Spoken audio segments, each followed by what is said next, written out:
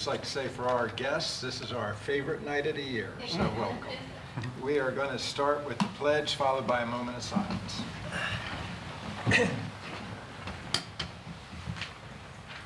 Pledge allegiance to the flag of the United States of America, and to the republic for which it stands, one nation, under God, indivisible, with liberty and justice for all.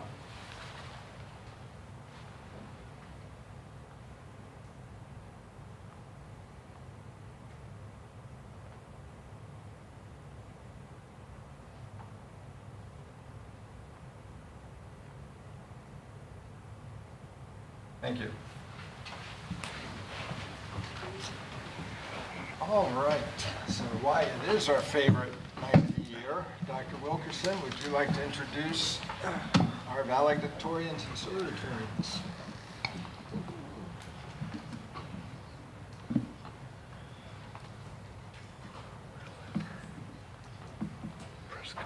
Thank you. Chairman Miller, Dr. Stanley, board members. I am pleased to be with you to present an overview of the class of 2025, along with welcoming our school principals as they introduce their school's valedictorian and salutatorian. This year in total, we had 636 graduates. That is an increase of 61 graduates from last school year. In one-year scholarships, a total of $2,382,744 were awarded to our seniors. $7,802,144 were awarded in our four-year totals. In regards to secondary plans, our seniors completed a survey in school links. According to data gathered, 43% of students plan to attend a four-year school. 19% will pursue a two-year degree. 17% indicated they plan to join the workforce. 7% indicated attendance at a trade school. 6% of students communicated they were planning to take a gap year. And 3% of students communicated they intended to join the military. This data is within single-digit percentage points from last year's. Additionally, I want to mention that we piloted an alumni survey through School Links last year at Alta Vista Combined School, and we plan to expand that survey to all high schools moving forward to capture alumni data. The Early College Scholars Program allows eligible public high school students to earn a minimum of 15 transferable credits through various programs while fulfilling their requirements for high school. Students who met the criteria, maintaining a B or higher average, and signed the Early College Scholars Agreement receive formal recognition at their schools. Shared with you is the breakdown of participation by program for this year. 65 students in total were recognized at their respective high schools. And now I invite Ms. Anderson to the podium.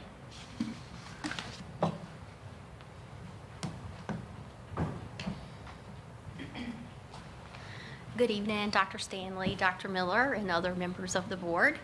I want to go ahead and ask my salutatorian and my valedictorian to come forward.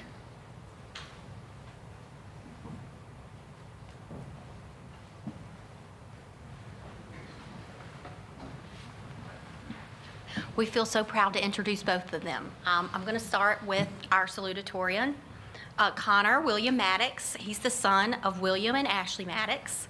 He's participated on the swim team, serving as captain for the last 2 years. He ran track for 3 years. He served as captain of debate, treasurer of the National Honor Society, president of Youth and Government, president of the Student Council Association. He was also our representative on the Campbell County School Board Advisory. He also was the student commissioner for the Alta Vista Planning Commission. He was appointed by Governor Youngkin as a student advisor in the Governor's Advisory Board representing Superintendent's Region 5. He was a student advisor to the YMCA USA National Board and an Eco Brothers Youth Council member. He is also a 2025 Coca-Cola Scholar. He was the Senate Youth Program finalist, a state champion in Lincoln Douglas debate, an all-state swimmer in the 100-meter butterfly, an AP scholar, and his research in psychology was published nationally.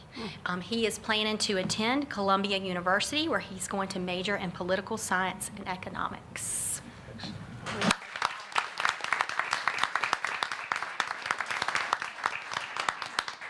And we also have Emma Faye Stone here. She is the daughter of Sean and Lori Stone.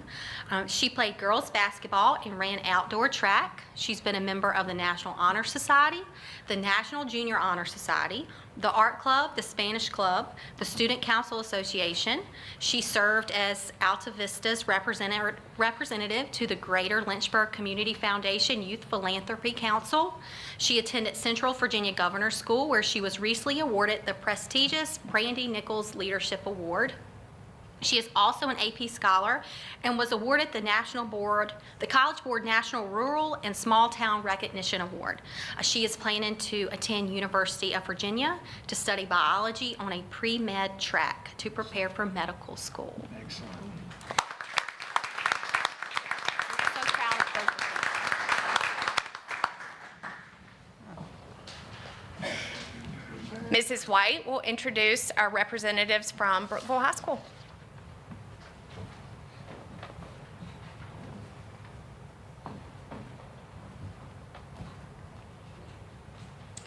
Dr. Stanley, Dr. Miller, and members of the school board, I am pleased to introduce our valedictorian and salutatorian from Brookville High School. We will start with our salutatorian, Katie.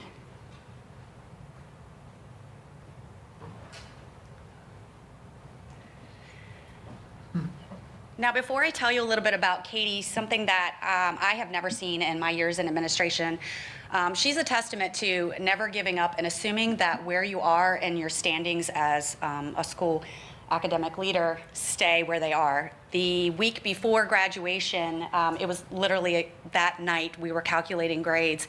Katie, you said you've always been 3, right? She's like, I've always been 3 forever and ever. Well, she moved up to number 2. So it shows never give up, keep working hard, and that's what Katie did. So I'm pleased to announce her as Brookville High School salutatorian. Katie is the daughter of Jennifer Adamczak and Thomas Adamczak. Katie was a member of the Key Club for 4 years, where she was an officer all 4 years. She was in the Marching Band Color Guard and Future Farmers of America for 3 years and held office for 1 year. She was in Winter Guard for 2 years and a member of the National Honor Society for 2 years. She played tennis for 2 years and was a member of the Political Science Club for 1 year. Katie attended Central Virginia Governor's School for 2 years and was an ambassador for 1 year. She received the Hugh O'Brien Youth Leadership Award and the Hugh O'Brien Youth Academic All-Star Award. She received honorable mention for research at the Virginia Junior Academy of Science Fair and participated in the American Legion Auxiliary Virginia Girls State. She earned the U.S. Air Force Science Award, is the College of William and Mary James Monroe Scholar, and she received 2 scholarships, the Ann C. Wells Memorial Scholarship and the William N. Finch Memorial Scholarship. Katie will be attending William and Mary to major in environmental conservation and environmental policy.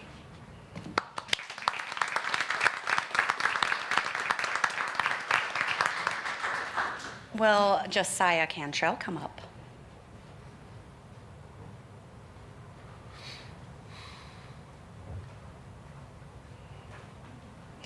Josiah is the son of Jessica and Dr. Philip Cantrell II. Josiah was on the Scholastic Bowl team for 4 years, where he served as captain the past 2 years. He attended Central Virginia Governor's School for 2 years and was an ambassador for 1 year. He was a member of the National Honor Society for 2 years. He participated in the chess club for 1 year, where he served as president. As a junior, he received the Honorable Mention Award at the Central Virginia Regional Science Fair for research in the correlation between academic performance and symptoms of generalized anxiety disorder among high school students. And Josiah is also an Eagle Scout with the Boy Scouts of America. Josiah will attend CVCC for 2 years to complete his undergraduate courses, where he'll transfer to Virginia Tech to major in electrical engineering. Excellent.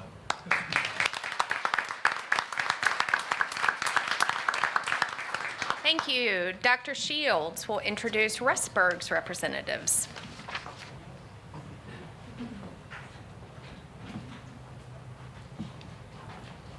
Good evening, Dr. Stanley and members of the board. I am pleased to introduce you to Tally Abbott, our 2025 RHS salutatorian.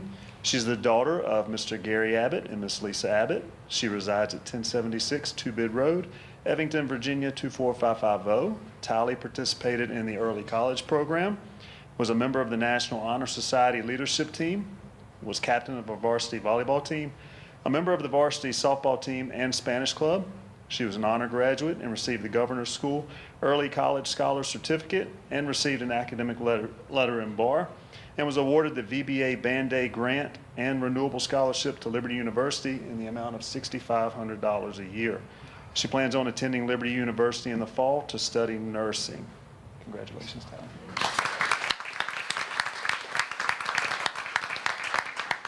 Bryant Maddox, our valedictorian, was out of town tonight. He could not be here, but Bryant is the son of Mr. Chad Maddox and Miss Cynthia Maddox. He resides at 1026 Stone Road in Rustburg, Virginia. He participated in STEM Academy XLR 8, served as our SCA Vice President, and a member of our National Honor Society leadership team. He was a Virginia Boys State Delegate and also represented RHS as the Hugh O'Brien Leadership Conference Ambassador. He was captain of the varsity golf team and a member of the varsity baseball team. He participated in the Growing Friendships Club and STEM Club. He was an honor graduate and was awarded the RHS Citizenship Award.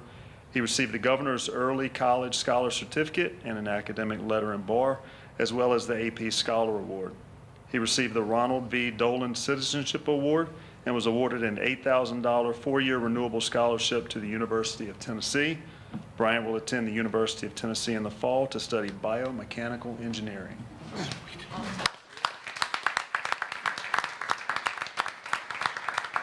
All right, and Mrs. Dalton will introduce William Campbell's representatives.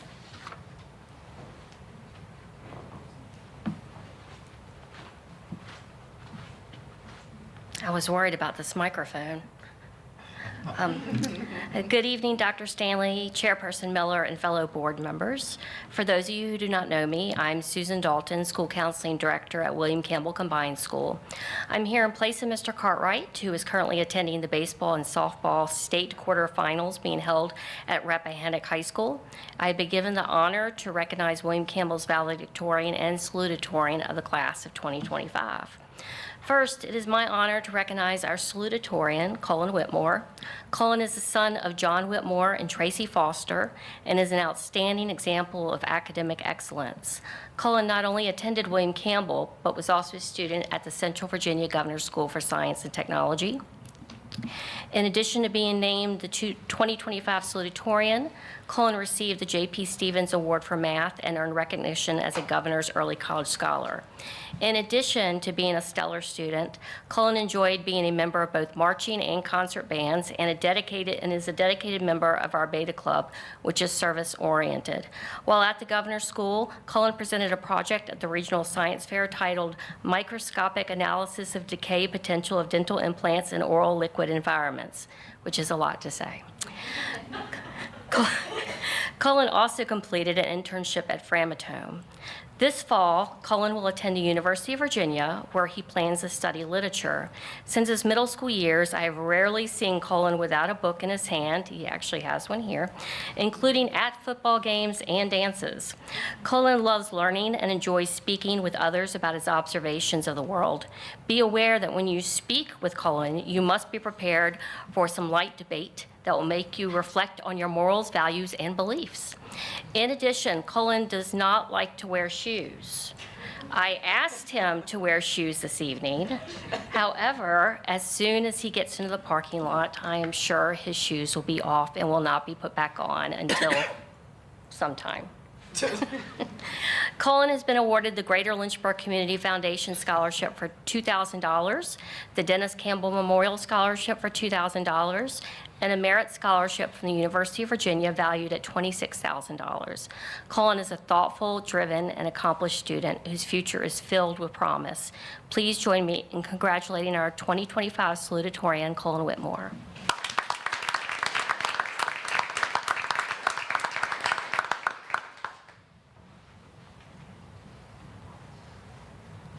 Now I have the pleasure to introduce our valedictorian, Kayla Hudgens. Kayla is the daughter of Scott Hudgens and Jen Mayhew and has distinguished herself as an outstanding student, athlete, and leader throughout her years at William Campbell and the Accelerate STEM Academy located on the campus of CVCC. She has been an active member of the school community, participating in the softball team for 4 years, indoor track for 3 years, cross country for 1 year, and Scholastic Bowl for 3 years. She also served in the Beta Club for 4 years, including as treasurer, and completed an impressive internship to the STEM Academy at Framatome.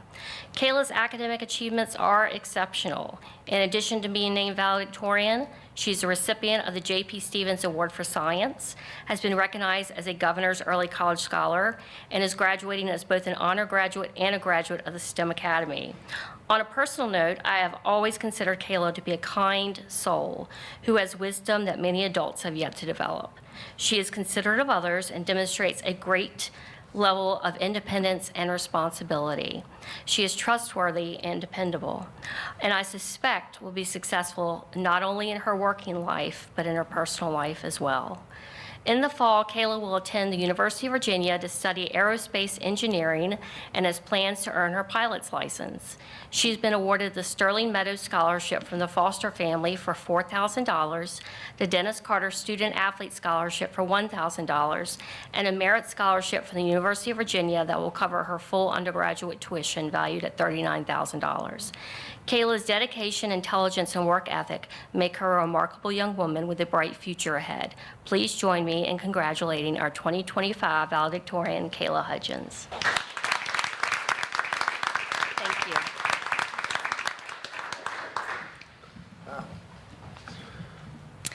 And to continue our student highlights, at this time, I'd like to share some information with you about the Student Advisory.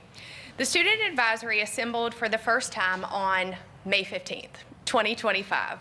8 school representatives were selected, a current junior at the time and a current senior at the time from each school, to join Dr. Stanley, Dr. Hale, and board members Dr. Miller and Mrs. Parker, with the purpose of providing perspective on division practices, programs, and initiatives, as well as increased communication. We've asked these representatives to join us tonight for recognition, so if they are here, I ask that they come forward, please. From Alta Vista Combined School, Senior Connor Maddox and Junior Angelo Anderson. From Brookville High School, Senior Laney Green and Junior Brianna Pham. Just stay there. From Rustburg High School, Senior Benjamin Thomas and Junior Jillian Jerkow.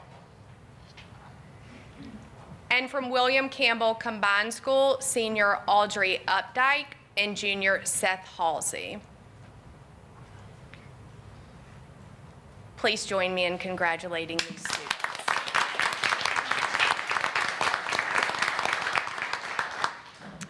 Thank you. Thank you, yes. We would like to do pictures if all of our students could step out in the hallway. We've got our logo in the hallway, and we'd like to take a picture with our board members. So we could pause for a moment. Put us in there. Gosh. This is the highlight of the show.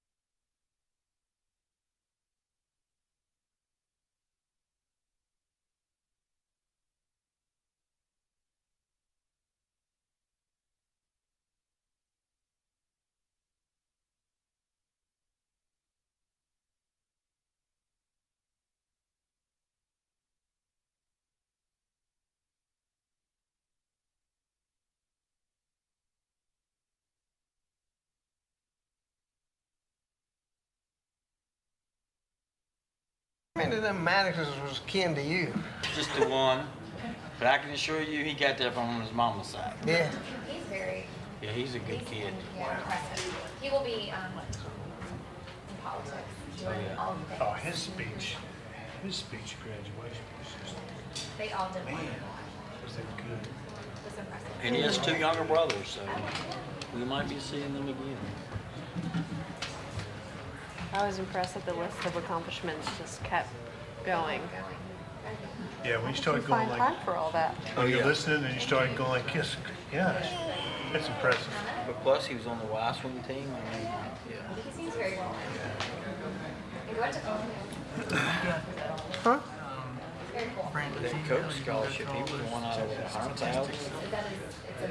I got some. I basically what she put up there. In other words, the scholarships. It's all and- very impressive. Yeah, I'll hit it. I'll just skip over it. So. Okay.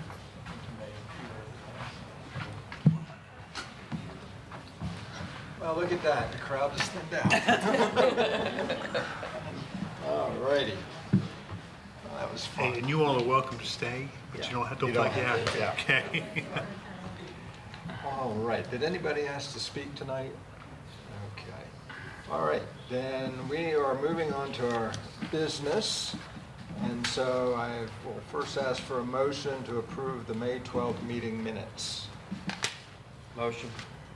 Motion by Mr. Second. Maddox, and second by Mr. Jones. Any questions or comments on the minutes? All in favor of approval indicate by saying aye. Aye. Any opposed? Motion carries. Thank you. Payment of the bills. Mr. Chairman, I've reviewed the bills as presented and recommend motion for approval. Motion, Second? second. Any question about the bills? All in favor of approving payment, please indicate by saying aye. Aye. Any opposed? Motion carries. Ms. McClanahan, donations. Tonight you have a list of donations for approval. Ask that you approve them as presented. Motion. Second? Motion by Mr. Maddox, second by Ms. Vaughn. Any comments or questions? Thank you to Foster's And I can't wait to see this special education greenhouse. Be exciting. All right. All in favor, please indicate by saying aye. Aye. Any opposed? Motion carries. Non-resident tuition, Ms. McClanahan. Tonight you have a list of non-resident tuition students for approval. I ask you to approve it as presented. This is approval for the next school year? No, it's one for this year. Okay. Came in midterm. Okay. All right. Ask for a motion. Motion. Ms. Vaughn, a second. Second? Second, Ms. Parker. Any questions? All in favor indicate by saying aye. Aye. Any opposed? All right. Supplemental appropriations. You have one supplemental appropriation for approval. Unless you have any questions on that, I ask that you would approve that. Motion to approve. Second. A motion and a second. Any questions? All in favor indicate by saying aye. Aye. Any opposed? Motion carries. Personnel report, Mrs. Hunley. Thank you, Dr. Miller, members of the board.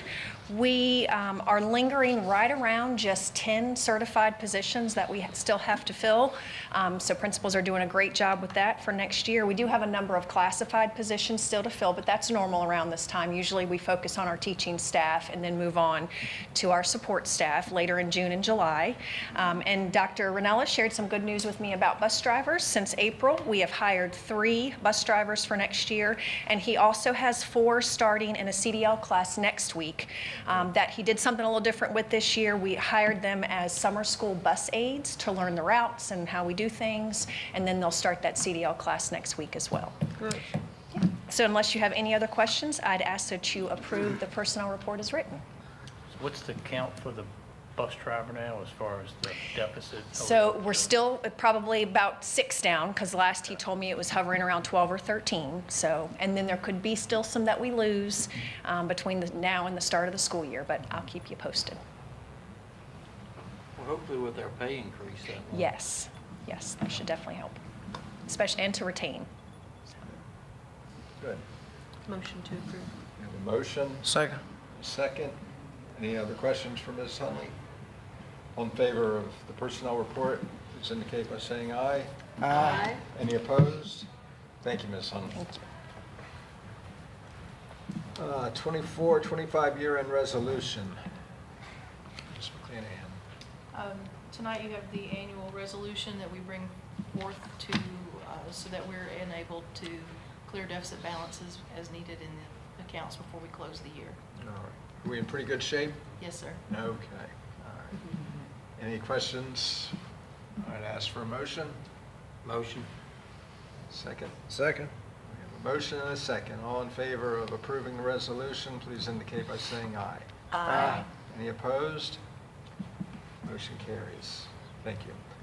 Dr. Stanley, grant proposals for Title I, Title II, Title III, and Title IV. Yes, sir. Thank you, Mr. Chairman. Every year at this time, we do an overview of our grant programs and ask for your consideration for our applications of Title I-A, Title I-C, Title II-A, 3A, and 4A.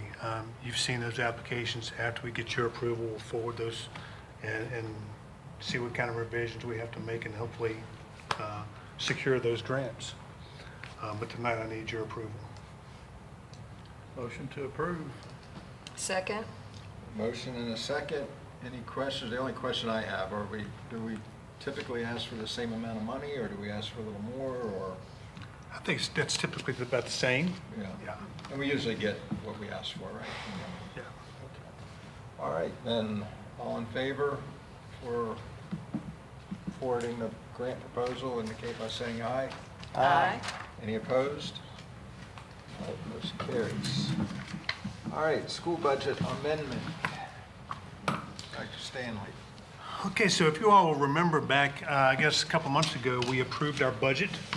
And when we talked about budget back then, if you remember, we had a budget that had been signed by the governor. And then we got another budget that had been approved by the General Assembly.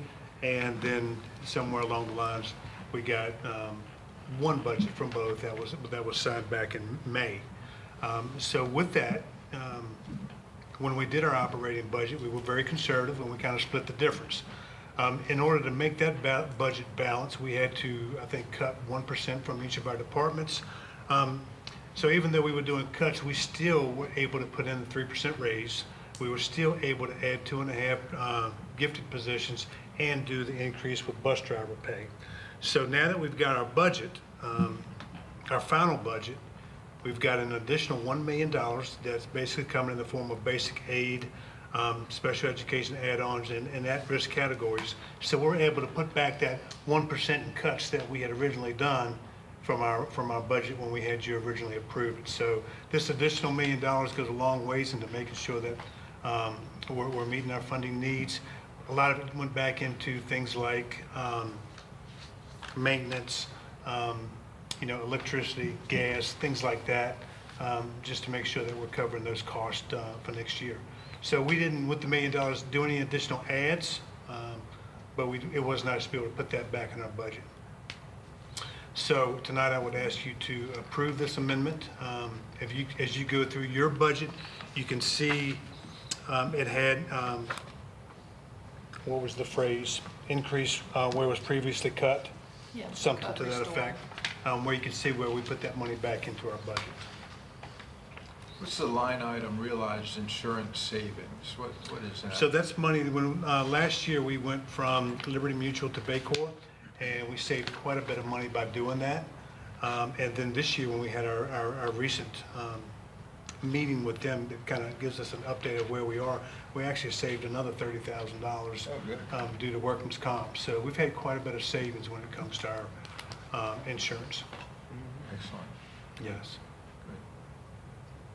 I figured it would have went up after our bus wrecks. Oh, well, we kind of asked the same thing, but they said no, that those accidents didn't get us to a place where we didn't want to be. This was basically through workman's comp that we saved that money. So really having no real changes other than adding $1 million back into our budget. We kept it pretty basic tonight. Good. Is that what helped cover the bonus also, or? But the bonus is covered. We've done a $1,000 bonus for all full-time employees, $500 for all part-time employees, and our employees will be getting that at the end of the month. That's in this year's budget. That's in this year's budget, correct? Right. Okay. Correct. Correct. Okay. All right. That's from this year's. That's exactly right. All right. Okay. All right. Any other questions about the budget? I guess we have a little bit of wiggle room and breathing room, so that's good. So, yeah. It's nice. Yeah. Yes. So, all right. I know we've said it before, but many thanks to you, your staff, and Ms. McClanahan for doing a great job with the budget. A lot of counties and cities really struggle with budgets this time, day and time, and you guys do a great job of getting us what we need for the school systems and as best we can do for the employees, and you even have $1 million left over to reinvest in some cuts that we had to, or thought we had to do, but ended up not doing, so great job. Thank you. Yeah, same with, echo David, same with the insurance, for you guys shopping for Vacor, because if you guys look at the daily newsletter, most school boards have been asking for billions more dollars just to cover that insurance. And we saved money on insurance, so appreciate whoever in HR does that part. I think we've always been fortunate to run a pretty tight ship, but still be able to deliver. So we do appreciate that. Well, two of the things we do for the kids, I mean, STEM Academy in Campbell County is free to the kids. Some of the other districts, they have to pay, so the things we offer and pay for. Yeah. We have quite a bit. I mean, I think Yeah. that's certainly a strength of Campbell County. You think about the tuition costs we have for CVCC. I know we're the only county that does that. The STEM program is fully paid for. Early college is not fully paid for, but a good portion of it is. So yeah, those programs are worth investing in. Right. That's called opportunity. Well, while we're patting everybody on the back, I think a huge help for our budget are the donations we read off every Yeah, month. from the Education So Foundation. extremely generous businesses and individuals that make donations throughout the year and really help us meet budgetary needs as well, so. Well, blessed that to have provides money that we probably couldn't be Right, providing. yeah. I mean, Yeah, that's great. yeah, and the foundation really augments our CTE. Yeah. We are fortunate. Thank you for reminding us of I that. think Vicki told me they pay $700 a student. They cover George? textbooks, materials, resources, and it's roughly $650 to $700 per A student. kid. Yeah. Yeah, Absolutely. it's fantastic. Well, good. All right, so I think it's a good budget, and so let's ask for a motion to approve the amendments to it. Motion. Second. Motion is second. All in favor, please indicate by saying aye. Aye. Motion carries. Good. So we can keep going another year. All right, information items. Dr. Wilson, you're going to give us a little discipline review. We haven't seen much of you this year, which is a nice thing. He's gonna tell you why. I don't think you worded that correctly. Well, good evening, Dr. Miller, Dr. Stanley, members of the board. Today, we're going to do a general overview of the discipline data for the county as a whole. And I'll say, to start, effective school-wide discipline is a collective effort, right? It starts with family partnerships, teachers, staff, principals, building leaders, all that encompass, a model, a systematic approach to what we're looking at. So I think you see those efforts in a lot of things we do, from hiring well, coaching the new people that we have, supporting new teachers, things like TLA, where a lot of those things focus on behavior management and how we engage students instructionally so they are actively engaged. So all those things kind of play a factor into, so everybody plays a role. And this year, I think we've done a good job of kind of focusing in on some of those areas and continuing to support kids in the right way. So the first overall is just number of incidents, right? So these would be any incident in school that requires a discipline referral. In general, we're down about 800 offenses of disciplinary offenses in the school across all schools in the county, elementary, middle, and high. So we're down in a general trend for any type of behavior occurring at all, which I think attributes to those things we just talked about, good training and effective practice. When we look at short-term suspensions would be anything less than 5 days. So a 1 to 5 day suspension would be considered a short-term suspension. So these would be incidents that occur that are required by the code of conduct that students are out of school for any amount of time. When we look at that in the big picture, we see a significant less number, about 480 less short-term suspensions this year than last, with the average duration of being about 2 days. And so from an educational standpoint, we think about hours of engagement, how we have kids in school and able to learn, and we can start doing some basic math. We look at 480 less out of school suspensions, an average of 2 days, then you have 860 less days that kids are out of school, right? And when attendance is a big thing, a highlight, not only because of truancy factors, but the reason truancy factors are important is because those are days kids are learning, right? If they're in school, they're learning. If they're learning, we're having an impact, and we're getting that connection in our school cultures. And so the more we are impacting those behaviors. And if you look at instructional hours in general, there's basically six instruction hours in a day, a little over 5,000 additional instructional hours due to kids being in class and actively engaged. So I think as we are proactive in engaging students on the level and limiting some of these offenses, we really start to see the impact on learning and in our communities. In addition, long-term suspensions, which would be suspensions that are 10 days, due to the requirement of the Code of Conduct, we had 156 less long-term suspensions this year, which means I can believe that those collective efforts are starting to pay dividends, where we're training people to how to engage the students, how to work with students and families, how our administrators are supporting teachers. We start to see, and how some of our community partners have started to assist us in providing a layer of accountability, which we'll see in a second. So same kind of math real quick, if there's 10 days and there's 6 hours a day, we're looking at another 9,000 hours of engagement for our students in the schools. So I think those things, when we think about discipline, we always think about the after effects, but there's the bigger picture of the number of hours our students are in the building and having those relationships with our staff. One big impact we kind of been monitoring all year we talked about at the beginning and the midway through, are those drug violation types within our schools. And this year we saw about an 80% reduction in that impact. Last year there were 117 incidents.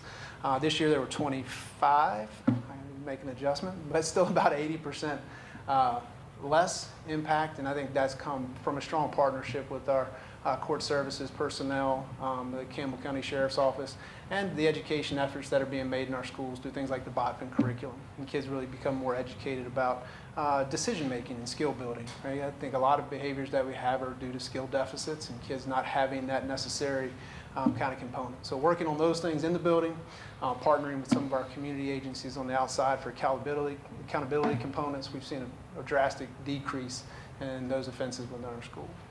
Another big area we were kind of monitoring and utilizing, looking at the number of vaping incidents or tobacco possession incidents in our school.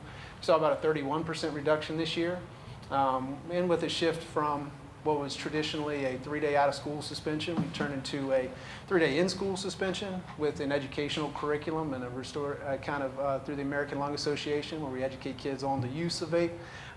We've seen less reoccurrence. I'm not saying it's a cure, but I'm saying we've seen a reduction of about 50 or 60 incidences previous last year, which gives us about a 30% reduction for this year in those types of incidents in our school. And again, I think it's education, I think it's monitoring, I think it's our administration supporting staff and working really hard to continue those efforts. So as we move forward, we're going to continue doing what we're doing. Right? We're going to continue to look at things. Some of the leading cause of incidents in our school are minor disruptions, things like cell phone possessions or interfering behaviors in class, horseplay, talking, refusal to do work, things that we continue to make efforts in training personnel. So we continue to find ways to engage students and limit those behaviors, right? Set clear expectations. And so as we continue with that work in our systematic approach, we look at how do we impact all students, and our administration and their behavior teams, their intervention teams within their school this summer and at the beginning of the year. We'll look at expectation matrix, so we're having those clear expectation, consistent kind of practice within the school and across the division to address behaviors on a basic level for all students. And then as we continue to work to support in a collective way those students with Tier 3 needs that may have a continual pattern of behavior that has gone on for 1 year, 2 years, or 3 years. We started to do some root cause analysis to see where those deficits are and maybe why those behaviors are occurring. So we've restructured, and you all are aware, our early intervention program has moved to Concord Elementary, extending that school day, providing transportation to those students, helping some of those transitional things that we've found to be a barrier in the past, and having a longer school day with more instruction. The intervention specialists that have been added to our elementary schools with the restraping of Cornerstone. So we'll now have one intervention specialist for every 2 elementary schools within the county that will support those students in that place and build our teachers up, supporting them through the continuum. So not only working with those students and those families and case managing those students, but also working with our students in administration to support behaviors at every level within our buildings. So we'll have additional support there. When we looked at deficits and what may cause some students to be repeat offenders, what we found is, reading is a problem for students who have problem behaviors, right? So about 82% of kids that end up at Cornerstone over the last 4 years have some type of reading deficit, right? And so when we looked at that as an approach and extending the school day for those students at Cornerstone in grades 6 through 8, we'll have a reading intervention program that works in the morning and a behavioral intervention program that focuses in the afternoon on behavioral deficits.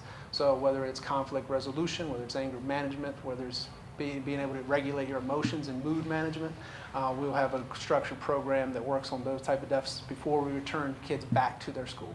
Because what we also found is if you're a young person that goes to Cornerstone with these types of deficits, the recidivism rate's about 42%.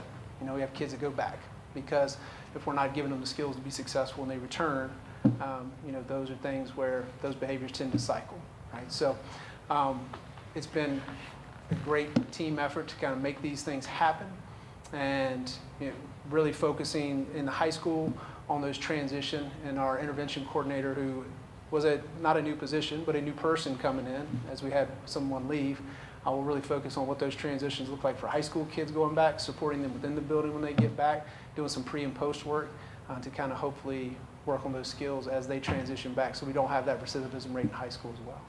So we're really going to try to be as proactive as possible and develop a systematic approach that involves everybody. And I think the efforts so far have paid off, and I'm just really appreciative of the folks and all the work they've done to get us here. I'll take any questions you may have. I'm surprised the office referrals didn't go up with the new cell phone policy. I thought that would be a major, Yeah, so. it doesn't seem to have gone that way. Yeah, and we've broken down all those numbers and looking at violations, right? And cell phones are a significant portion of this incident referrals. But some of that is, and I would say, at least for cell phones, they are incidents, but a lot of them, it's one-time occurrence or it's two-time occurrence where it's a conversation. Setting a new expectation sometimes takes time. So there was a spike a little bit in the number of cell phone incidences this year as opposed to previous years. But I think what we've seen is in a lot of environments that kind of rounded out after the initial implementation. And so I would anticipate that number going down next year. So I think it could be even lower for that violation, that particular violation. You're going to see that insurgence anytime you look for a change in behavior. But just remember, I mean, even before, they were not allowed in classrooms, they weren't allowed in hallways, so it was only during lunch. So you still had a certain number of violations then. And, and now this year, with taking it away at lunchtime, there was also a renewed emphasis on enforcement. So I think administrators really kind of tightened up a little bit. You know, at the award ceremony, I noticed a large number of students still carrying their cell phones. It was on their person. So I'm just curious. I mean, it seems like quite the temptation. That I mean, is that not considered any type of violation, or do we discourage that, or?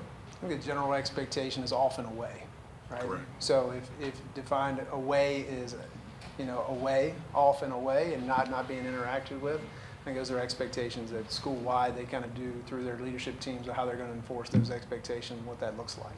So if they're not interfering with the learning practice and they're in your pocket and it's off and away, I think that's been an acceptable practice. Yeah.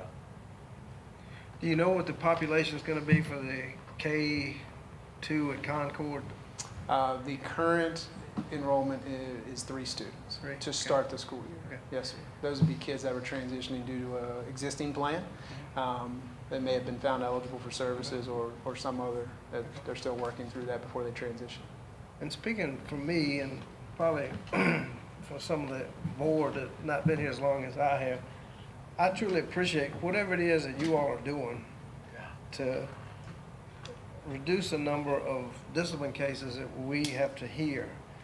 I guess on the news, post-graduation, what happened at Franklin County when they toilet papered their building and made just a big mess.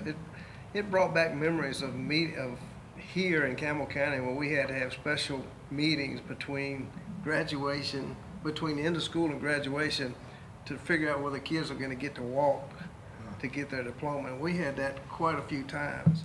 And that was tough. And whatever you all are doing, we truly appreciate it. I mean, it's... Yeah. Again, I think it's a collective effort, and it starts with great things like TLA, where everybody are getting on the same page and we're training professionals to be professionals, and that respect's reciprocated. Yeah, we appreciate it. I had a conversation with Sharon Gunner at the TLC, and such a positive attitude and enthused about her role about helping at elementary. She helps the teachers how to deal with individual students that they're having troubles with. And she's so glad that they're in the classroom. And so, and I guess a follow-up question, we are doing a great job, but previously part of our concern and part of our goal was to not disrupt the classroom so the other students could still learn. So we're doing a better job with our children that are having problems, keeping them into school and intervening, but are we achieving that without disrupting the other kids? I mean, the documented data we said says yes. So, as we code these things, there are ones that are for interfering with classroom learning, right? That would be those basic referrals. While that's still, something that needs work, it's dropped dramatically this year from last year. So I think as we engage, but I also think as there are some other tier 2 supports within the schools, maybe kids are having behaviors met through things like therapeutic day treatment or some of the opportunities that have been made possible by the grant. We are identifying those kids earlier through a team process, being proactive in what their day may look like and supporting them in a capacity that may be in the classroom, may be out of the classroom.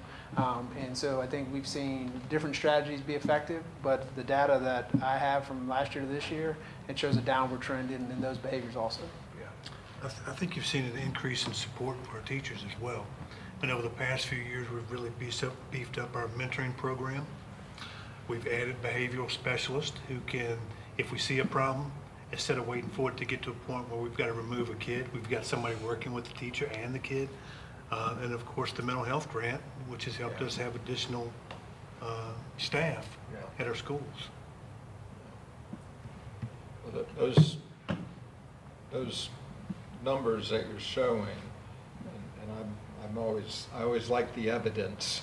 Yeah. And so when Me I too. see those numbers, it's very impressive, very impressive. So, Yeah, the numbers are so good. I don't want to say I don't believe you. We're all going to knock on wood. I know that. Yeah. No, From but an no, engineering environment, we're buying each other donuts when we have an error reduction rate of like 3%. And you got 80% reduction in drug violations and 50% in long-term. So you're cutting stuff in half. So outstanding job. Yourself and administrators at each school. And like I said, the Teacher Learning Academy. I went by Rustburg Middle School and the parking lot was full last week, and I'm like, didn't the kids graduate and get out? But yeah, full lot of teachers there, and so I think all that's culminating in some unbelievable results. But I do believe you. But yeah, great job, and you're setting a high bar. So hopefully we can continue to trend in the same direction, and maybe you can cut them in 50% again next year. We'll see. But We'll do our best. That's moving in a great direction. So. Yes, sir. I'm sorry, go ahead. I did have a question. You said a 42% recidivism rate for when they go back to their elementary schools. I'm used to the special ed side of things, so I'm not as familiar with the general ed side of things. Do they have some kind of behavior intervention plan that follows them back to their building that goes each place with them, so teachers are all on the same page and they know why they're doing what they're doing and how to address those things? For our general education students, yeah, that's something we were developing and building and making a little more robust this year, if you would, because depending on what their violation was, right? Some students are there for a singular incident, something like a drug possession. And so that student, while we may do some education, we don't really send them back with a written behavior plan, right? And when I was talking about 42%, I was really speaking more like 6 to 12 population, so the secondary population. So we have had some versions of transition plans where we identify behaviors, but the way their current model was, there wasn't a lot of time to work on those behaviors. So while we're sending them back and saying, hey, these are things they need to work on, there's not a natural bridge to kind of do some of that work. And so that's where our intervention coordinator is going to come in and hopefully help us to transition and work on some of those deficits before we send them back. And we're looking at working with schools and administrations through these team process to have students placed at Cornerstone that are demonstrating these patterns before they become those behaviors that are that explosive. So maybe we can work with them and have those transitions more readily identified. So they have been. The short answer is yes, but I think we want to do a better job of what that looks like moving forward. Okay. Thank you.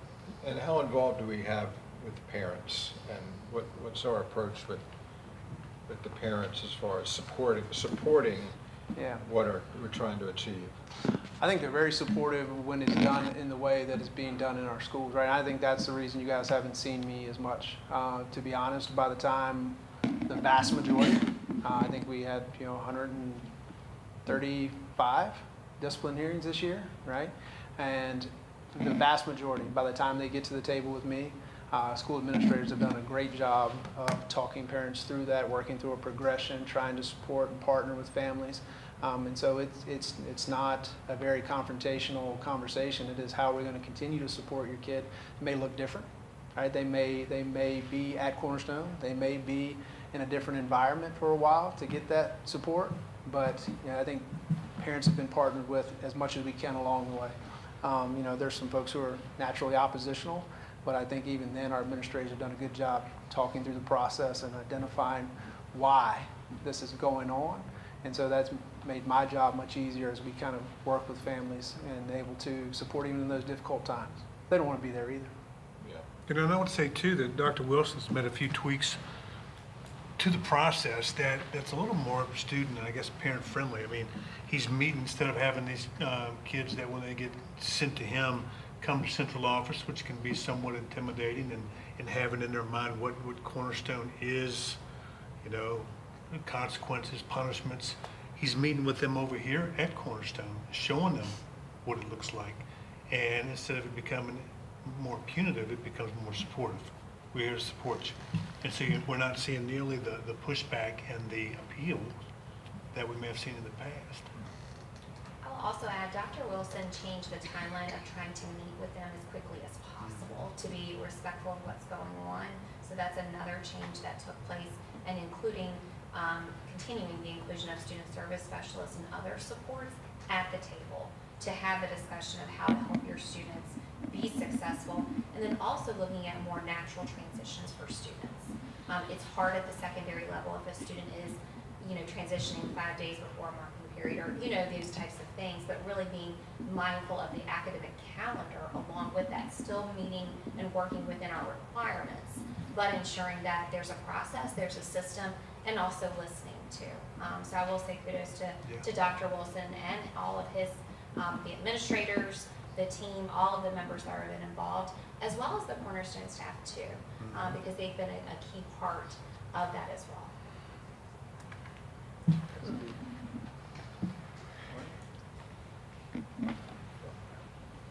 All good. We're impressed. Hey, a lot of people doing a lot of hard work, but it's good for kids. Thank you, Dr. Thank you, Wilson. Dr.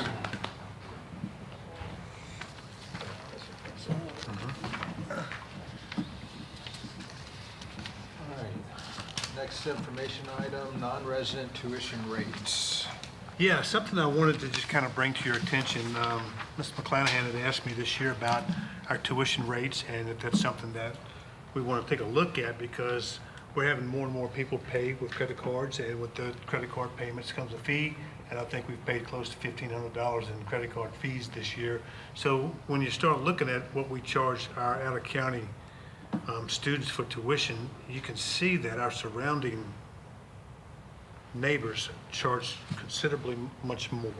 So I just wanted to bring this to your attention, and if you think that we need to increase that, then we'll move forward, come back at our next meeting with a recommendation, and go from there. But I just kind of wanted to make sure that you were all aware of what we were charging for tuition compared to everybody else. See if you had any questions. What are the pros and cons of increasing it or decreasing it? What are the pros and cons? Well, I think pros, obviously, is you have a little bit more revenue for those people who are paying tuition. And you can see that most people around us are about $1,000. So it's not a tremendous amount. With each student that we get to our county also comes ADM. And Michelle, ballpark ADM per student, $10,000? $9,000. $9,000. So, con, you don't want to price yourself up to the point where you're losing kids, because then you're also Right. losing that.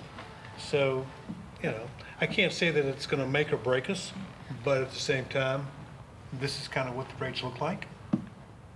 What about, how will it be received by the parents that are paying this if we raised it to $5,000? What would happen? I think you have a lot of people that say thanks, but no thanks. $5,000. Well, I'm just saying Lynchburg's, Bedford's for what, 42? 42. What happens, how many would it impact if we raised it to $2,000? I'm just I asking. can't answer that. Everybody's Board different. members, It's Gary, just like, it's just like rent. You don't go up, you don't double your rent, you're gonna lose people. So, I mean, Yeah, I think think if we we should, went up, we would lose a lot. you think? yeah. And I think the way we monitor with the behavior and whatnot, I mean, to me, it's a win-win, because we get more ADM money. Yeah. I do know Pennsylvania County, they don't allow county employees to bring a child. It's regardless you pay. We do, we allow county Well, employees. county employees, They come I free. think it was, we have 144 that don't pay. What's the main reason they come? What is the reason they? Because we're awesome. I think you got a lot of people that live on the Brookville, Lynchburg border that would prefer Campbell County. I think you've got a lot of people that live in Hurt, They on the don't border want without the vista. don't want the 15-minute bus ride though. Correct. You know, They can kids s- get on bus 6:30 in the morning, make it to school. Well, they can see the school across They the can see river. the school across the river. Right. Yeah. Instead of going up to Gretna. Yeah. Now, when we built the new elementary school, we got a lot because our elementary didn't have air conditioning. So we got a lot of kids at the elementary school because we had a new school there, air conditioning. But most of it is the parents don't want their kid, especially if they work in Lynchburg and there's an issue, they don't have to drive all the way to Gretna. You know, or come without. So most of them are probably working where they're gonna. It's convenience, I would Yeah. think, more than anything. And are the typical credit card fees around 3%, isn't it? It's 4%. Is it? Can I we would just charge that? I would charge for the fee and Yeah, let's just charge them the credit card charge fee. for the fee and move on. I mean, I they think charge we it will- everywhere else. I mean, except for Tomahawk and Leesville Road, we have room, and we have a continuing, we are still declining Trends in will our own decline over the next student 10 years. population, so I don't think I don't think the money should be an issue that people may decide they're not gonna come, so. I'm more in favor of just covering that, maybe $550 or, increasing it by $50 or something like that. And that's a legitimate reason to do it, the credit card, but I don't think I think we're more interested in the ADM than we are in the $500. Well, I did a little math. Connor taught me. I mean, we got 235 to pay. That brings us another $117,000. But multiply that times 9,000, see what it brings. Yeah. I think we would lose students if it'd be interesting to see how many people go to Bedford and pay $4,200. Where are they coming from? Yeah.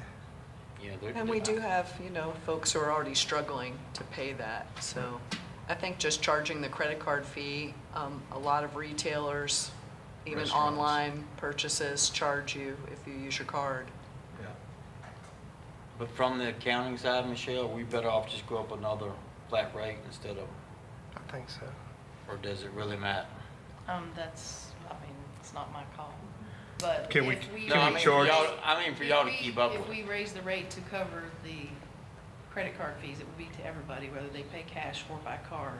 If Yeah. you raised it to 550, that's what everybody pays. Yeah. And then the 4% is 600. based on 550. Right.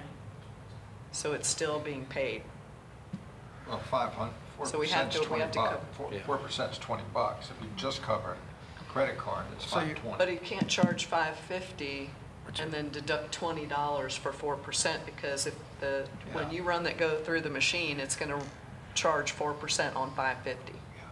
So you're penalizing people who are paying cash, write a check. A little bit. If we It's gonna be raise the rate to yeah. 550 is what he's saying, Huh? they'll have to pay. Yeah, but you look what they getting for that. I mean, Connor's was a tuition paying kid. I mean, I don't think he would have did what he did in Pennsylvania County. I'd say just leave it as it is, and if they pay with a credit card, they have to pay what did you say, fee. 4%? Yeah, 4%. But we can't do that. Why? Because that's the policy with the credit cards. And we're taking those everywhere at the schools for all events. It's built into the price of whatever you're going to charge them. Oh, Oh, goodness. And we don't distinguish between cash paying and credit card paying. oh. Oh, Up at $50. Or leave it alone. I mean, All right, Either you well, leave we- it alone and when you you look at pay we're getting for it. $9,000 a kid, We'll, Yeah. we can eat a few, 3-4%. we'll bring you back a Can we- recommendation All right. next meeting. Okay? Y'all do the math. Thank you. Thanks for bringing it to our attention, though. And I think if you went from 500 to 525 or whatever, I think we should have a study, just like University of Lynchburg, best education for the money. well, I mean, the look point at is, this. people are used to prices going up. I mean, look at our graduation rates and our SOL. But that's not just a reason to go up. There's a reason, there's got to be a reason. So, Yeah. Okay. all right, thank you. All right. Good. All right, Dr. Stanley, you want to give us some updates? Well, first of all, I know that you all went to graduations, and being somebody that sat through all 4 of them, I can tell you that they were all special in their own way. They were all fantastic, and my goodness, our student speakers were so impressive at each of our schools. It really is the culminating event of a child's public education, and it's special. So anyway, hats off to all of our administrators for putting on a great graduation, and to our students. Their behaviors were fantastic. Everything about them were just really good, really good.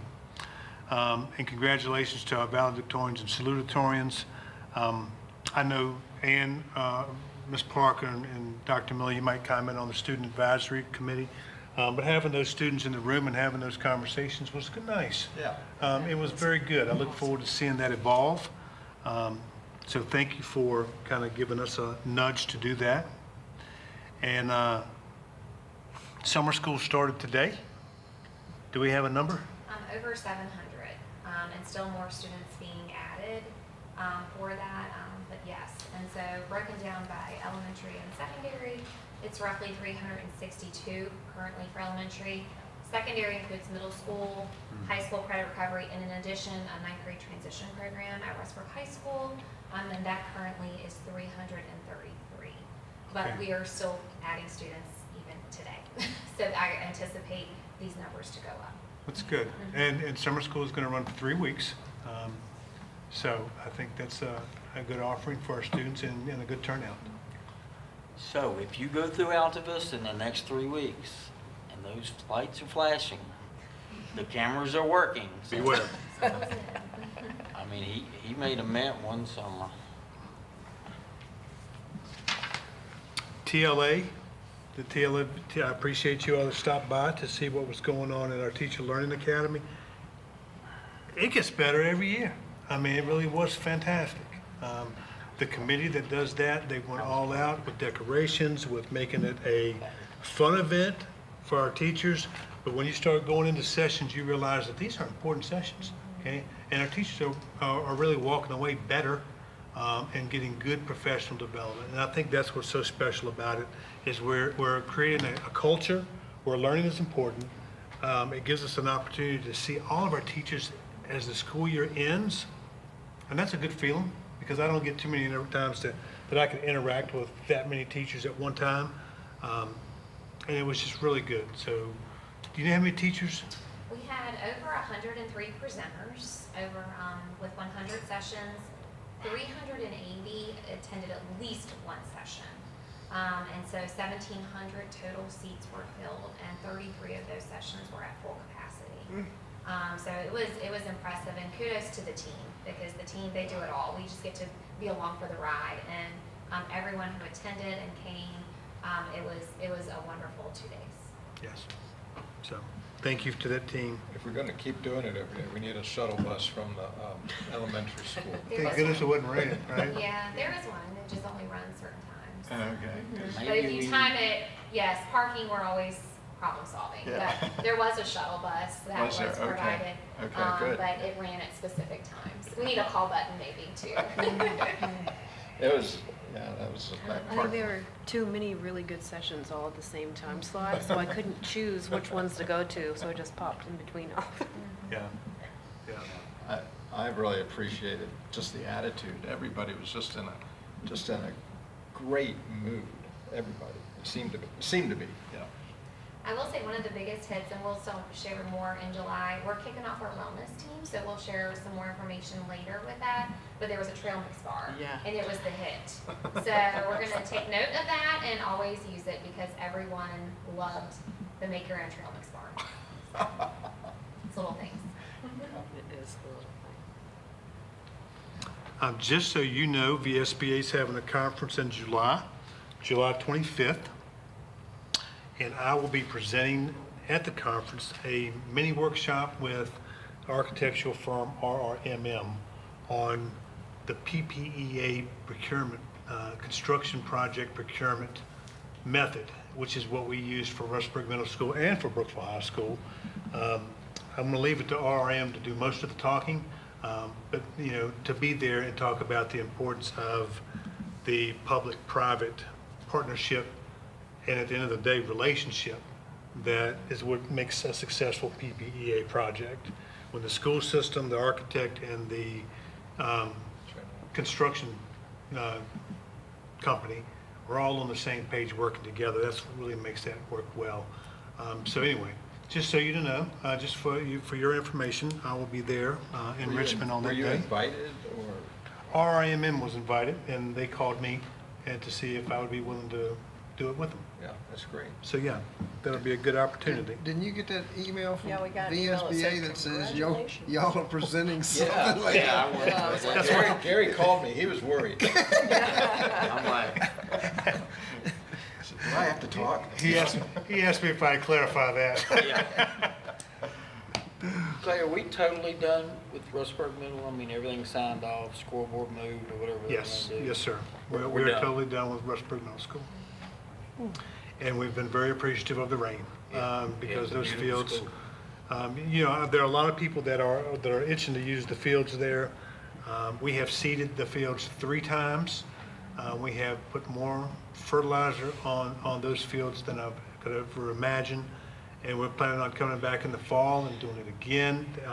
There's still some rocks on it, and there's still some areas where the grass is not filled in. So we're just going to keep working on it. And we should have some infield mix coming in to the baseball, softball infield this week. And then we're going to start dragging it and maintaining it as a field. And hopefully people will be able to play on it soon. But just getting the grass on it established has been a real challenge. The last thing I've got for you is just kind of looking for your blessing to move forward with renovation conversations having to do with Alta Vista Combined School. So Alta Vista Combined School is next on our capital improvements list. We've got about another year, maybe a little more, on the construction timeline at Brookville High School. If we start having conversations about what procurement method we want to have with Alta Vista, with the county, and maybe start looking at securing an architect, securing a company, then that process will probably take about the same amount of time it's going to take to wrap up Brookville. It would be very nice if we could just keep going, roll right into project number 3, and see what we can do at Alta Vista Combined. So I'm assuming I have your blessing, but I just want to kind of bring that up, and don't need an official approval, but make sure that I'm keeping you in the loop. Definitely. It's- You got my blessing. And that's all I've got for you. Good, that's good. All right, which end did I start at last month? I started, so Mrs. Parker. Yes, thanks. We've all said pretty much everything I have on my list, but I do have to extend thanks to the board for approving the Student Advisory Council, to Dr. Stanley, Hale, and Wilkerson for helping put it all together, and Miss Tracy, too, for being the admin side of it. It was incredible. I mean, I was blown away by the kids. I know there had been concern that kids, might not want to come to these boring meetings, right? But wow, did they come with a whole lot of great commentary from a student's perspective that we would have never heard if they hadn't come to a meeting or come to the advisory council. So super excited. I just can't say enough about it. And it was awesome too with some of the changes that we've had since I've been on the board. all the students from each high school could not stop praising their principals and their assistant principals.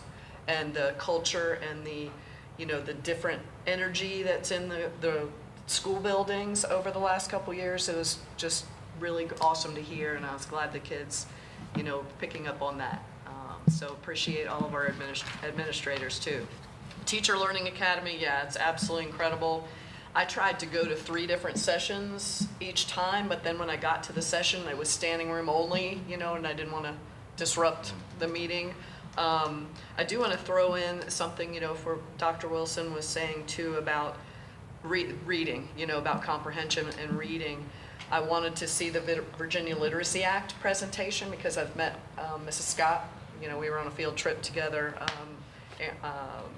One of our teachers' wives was on that outreach, and they're going to really be focusing in that the Literacy Act is really just for elementary, and they talked about how they have had other areas ask about also incorporating it in middle and high, but they have a specific grant, a specific task.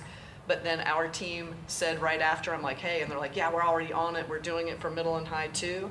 And guess what, guys? So for the older folks in the room, vocabulary words, like in every class, you know, in all of the different, even in gym, they said, you know, a lot of gym teachers' feedback was the kids don't even know what badminton or how to spell it, you know, or what some of the words mean. So I think that's really exciting that even if they just go back to 10 vocabulary words in the morning, I think that will make a huge impact on reading scores. So that was awesome. The graduations were awesome too. I live streamed a couple of the ones I couldn't attend in person. Let's see, and then also thank you to Dr. Wilson for all his hard work with our administrators too. In-school suspension was huge. You know, that was one of the first things I asked when I came on the board and sat with principals. And my favorite was Mr. Ackerman, who's no longer with us at the elementary school level, because my son got sent home, you know, but he's 22 now, so you know, it was a long time ago. And Mr. Ackerman said, see that little table and chair there in my office? That's where they come. You know, he didn't send them home either. So I appreciate that we're doing more ISS and keeping the kids on campus, and congrats to everybody for the improved lower incidents at the schools, especially the vaping and the drug incidents too. That's just fabulous. So thanks to everybody. And I think that's all I've got today. Thank you. Mr. Jones.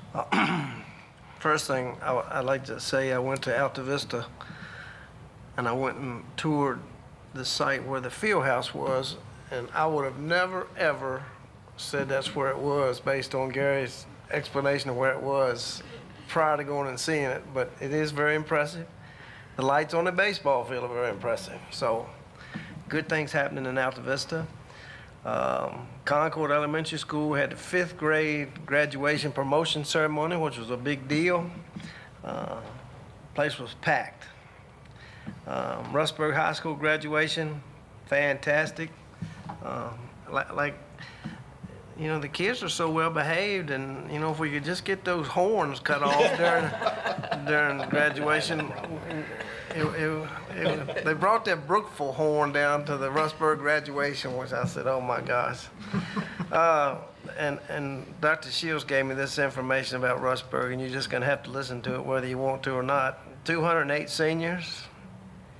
74% of them are going to continue their education post-high school. 34% are going to go to a 2-year trade school or community college. 33% are going to pursue a degree at a 4-year college or university. Collectively, these seniors earned $3,681,000 over the course of 4 years in scholarships. That's pretty impressive. I mean, it's really, really impressive. 3%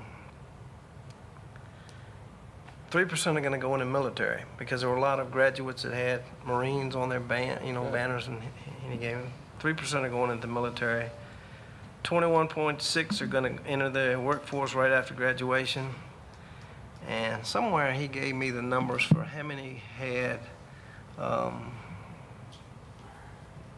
GPAs over 4 and 3.5, and it's huge. It's like, how'd they get that smart? I mean, I remember when I went to high school, if you got C's, you were doing pretty daggone good. But I mean, it's just so impressive. The Career Tech signing day here, that was just a fantastic day.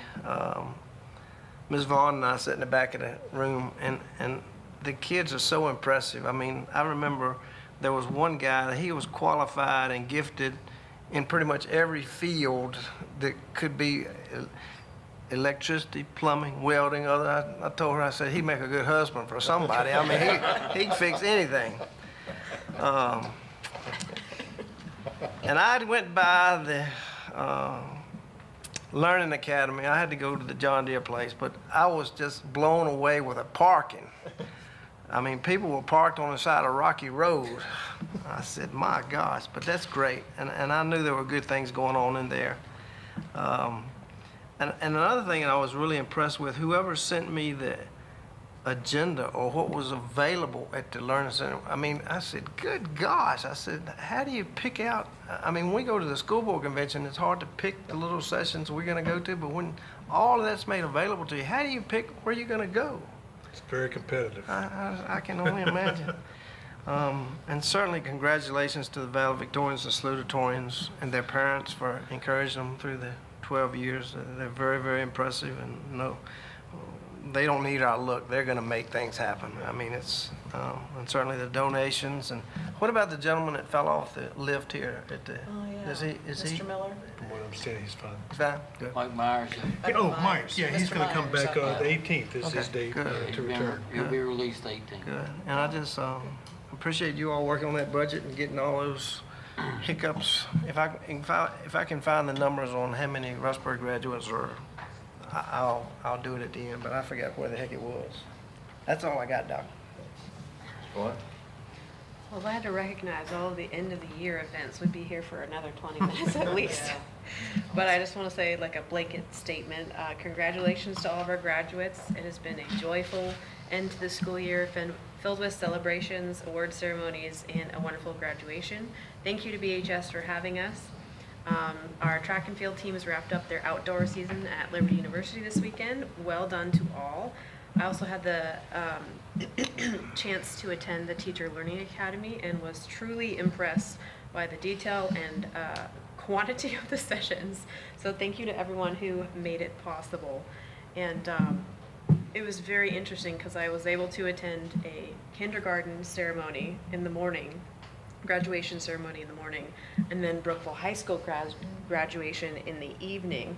So it was like a full spectrum of education. So it was very unique, but also it was very exciting because I got to see kids that I've known since middle school, and they've had some hardships getting there, and to be able to see them and hug them as they walk across the stage was a fantastic privilege. I was really excited I got to do that. But congratulations to all. Just a reminder, Fireman's Fair is this week at Brookville Middle School, and wish you all a relaxing and well-deserved summer break.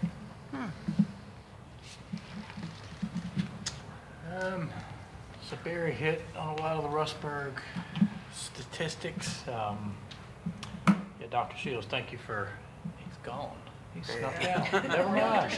But he sent us a lot of good information. I won't go into details, but a couple of interesting tidbits. The horticulture and turf management class has installed a putting green at Rustburg High School, so you can go there and putt around some golf now. So, and the architecture class put together and delivered 6 free of the little library stands. I don't know if you guys have seen those in the parks. They're really neat, but it's little free library books. People just put books in and you can come take books out. So they're building those things and putting them in the various parks. So that's a great effort, community effort there. Great athletic year for Rustburg, me being the Rustburg district representative, but you know, across the gamut, not only athletics, but FBLA, FFA, SCA, forensics, just regional and state champion representation across the board there. So great effort to all the students across the board there. We talked about donations, but yeah, thanks to Foster's and First National Bank, they had a couple of donations towards Rustburg High School in particular, but thanks to all of our donors as usual. Congratulations to all of our valedictorians and salutatorians. Again, great job with the Teachers Learning Academy. Like I said, I was, again, like you said, Barry, I drove by it on the way to work, and there was cars everywhere in Rustburg, so great turnout for that. And I think that's all I had. Gary? I'll be quick. Our graduation was great. We graduated in '92. We had 38 that received scholarships, and on a 4-year renewable, it was $1,462,000, which is amazing for us. Local scholarships was over $100,000. I do want to give a shout out to our booster club, the Chrome Club. They gave $5,000 in scholarships. Finally, Shane Stevens got first place in the state in the 1600 meter, and Christian Garvin got first place in the long jump, which is amazing because he had no place to practice because the field house, we had to move the long jump. So that's pretty amazing there. And if you're not doing anything tomorrow night, we're playing baseball and boys and girls soccer. So come on down and see the field house and see some lights. That's all I got. Thank you. Yeah, I just, very much, everybody's said how great everything was, and everything was great down at William Campbell. The award ceremony was a lot of fun. Cullen was barefoot at the award ceremony, and but then he gave an incredible speech at the graduation. It was a little deep. Mr. Cartwright said he had to review it. He had to edit it 4 times before he could use the speech. So he's a very deep thinker. But graduations are always great. I also went to the Laurel graduation, and I wish all of you would experience that. Put that on your bucket list to do during your tenure, because that's a wonderful experience. It's a wonderful experience. So I would encourage that. Always the valedictorian, salutatorian presentation is so much fun, just to see the future and to see how much, the hard work and then how it ultimately pays off. And those resumes, all those kids are going to have 4-page resumes when they apply for anything because of all the awards and accolades, and they can be very, very proud. But I don't want to take away from all the other graduates, because congratulations to all the graduates. The student advisory was so much fun. I was a fill-in since I'm tenuring off, but I'm really glad that I got to do it and to see these kids and such a positive attitude, because they didn't know what they were getting into either, but positive attitude and a lot of good, very comfortable speaking, and there was a common theme, and it was bathrooms. And so we're going to have to up our game in all our schools with the bathrooms. So but we don't want to just laugh at it, because that's why we want to have the students giving us input. And but that struck us all as a little bit, we weren't expecting that, I guess is the best way of putting it. But anyway, I think we have a lot of future with that student advisory. And Dr. Wilkerson, thank you for being there with that. I think we should take it seriously and move it forward. So, and Dr. Wilson, again, thank you. It's really good. So we're very happy. And so I think that's... Can I supplement mine? I found that information. Yes, you can. Can So, I? Thank anyway, you. but I also do want to wish everybody a good summer. his time is up. Take a little breath. I mean, you got to hear this. I want to hear it. Okay, all right. Mr. Jones. 208 seniors. 38 had a 4.0 or higher. 88 had a 3.5 or higher. I mean, all of them had on the honors tassel. I mean, it's like all those kids are that smart. That's Russburg, and I mean, I went to Russburg. Well, I wasn't that smart for sure. But here's probably the most. Katie Adamczak.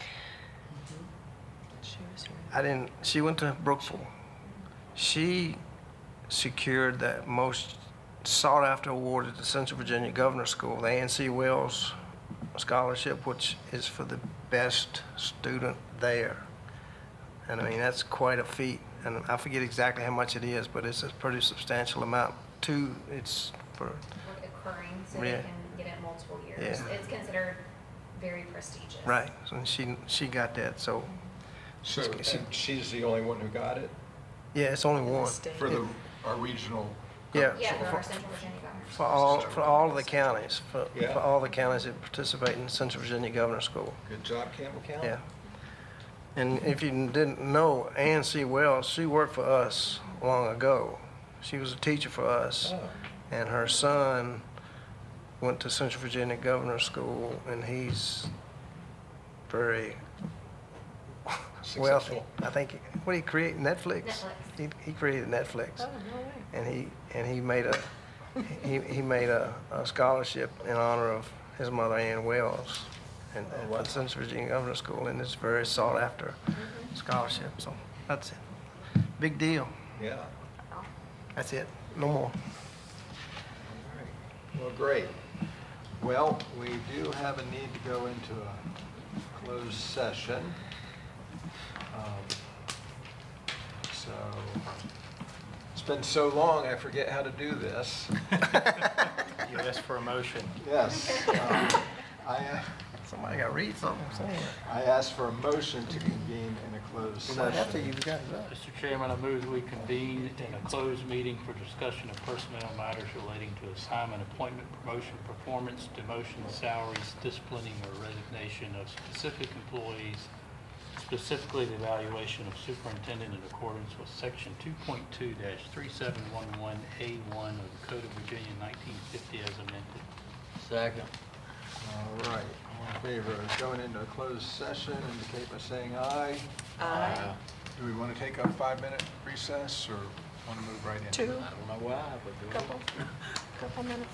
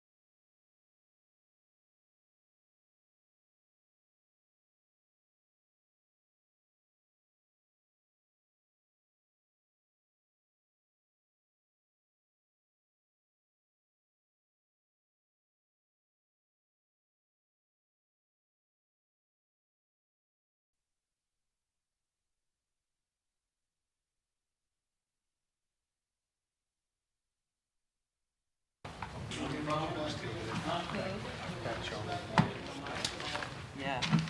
Well, they were supposed to actually. All right, where do the gavels, Turn our mics off. where's the gavel live? It's off. Where are you from?